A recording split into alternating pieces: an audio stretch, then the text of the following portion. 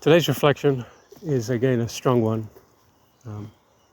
Take a moment to breathe, and if you need to, come in nature and think about this stuff. It's really just surreal to think about that even abnormal events occur. It's too regular. It's just too regular. How many of you feel that way? That this abnormal trauma is just strange. And I'm going to make a distinction in this reflection between abnormal and normal. And I want to know what you guys think. Comment below and all that stuff. So abnormal trauma, and I'm going to be very stern here, is the corruption of innocence and curiosity. So it's an abusive violation, basically, of a person's development, their evolution, their free will, their inherent value, their potential. So it's a violation of the body, memory, and a person's essence, their sense of self. So what trauma does, it forges an identity rooted not in truth or love, but in fear and lies. I'm going to repeat that. Trauma is about fear and lies. And it sustains itself by deception. So abnormal trauma thrives. It thrives outside life's natural course.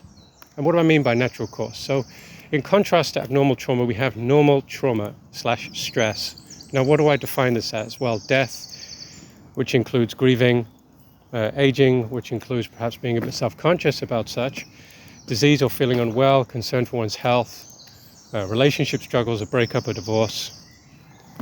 And you could even consider learning something new as a type of stress, or making a friend, or all these different things. These could be considered normal challenges, difficulties, stresses, and sometimes traumas too. So these are actually part of the universal process of growth. This is how we become more as a human being. It's that when we're going through the stages of development, we learn certain skills and abilities that are just uniform and necessary, such as social skills, negotiation, sharing, cooperation, caring. All these different things are very crucial to know and learn. They are predispositions inside of all human beings. If given the proper environment, they will culture them. If the culture and the philosophy of that culture teaches it. So normal trauma is painful, and the thing is, though, it doesn't erode the self's essence. Normal trauma doesn't make us forget our inherent potential, although it may temporarily. Now, I'm going to this is where it gets nuanced, okay? It doesn't cause us to forget our value or worth. So abnormal trauma, however, it distorts, diminishes resilience and self-value to a devastating degree.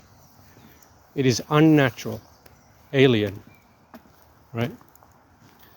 So in process meditation, we make this very stern distinction about the degree of these impacts. So normal trauma challenges but doesn't destroy the core self or erode it, or cause us to forget it, or cause us to lose the sense of it. But abnormal trauma, its nature, its way, is one of ensuring that we don't remember, right? So when we're working in process meditation, at least in-depth work, we have to be careful and facilitate with conscious attention. So through the relational bond with the facilitator, when sufficient rapport has been built, strengthening the relational bond, and a certain amount of benevolence is reciprocated, a restorative energy emerges in the body of both, but especially the explorer, and allows the abnormal trauma's source to be released and resolved. When a person remembers their true nature, beyond trauma's grip, the frequency of that distorted state loses its hold over their heart rhythms / song and their brainwave patterns. They reclaim their inherent worth standing in the power of love and peace. They're restored to a truth that trauma could never erase. The truth is that you always had potential and value. You were always worthy of love, and you were always, always sacred.